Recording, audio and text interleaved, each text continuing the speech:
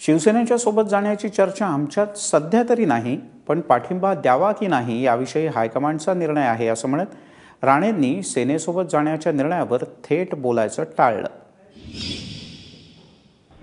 या बैठकीचा विषय अद्याप सांगितलेला नाहीये।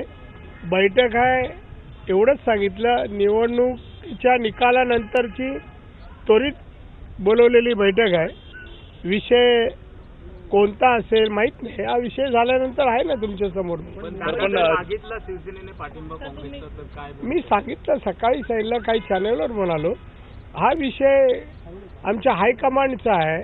शिवसेनेबरोबर जावं जाऊ नये हा त्यांनी सांगावा, पण इथे अशोक चव्हाण जी आहेत त्यांना हायकमांडने काय इन्स्ट्रक्शन दिले आहेत की नाही मला माहित नाही, भेटल्यानंतर कळेल, समजेल मला। पण काँग्रेसची मदत घेऊन तुम्हाला आवडेल का?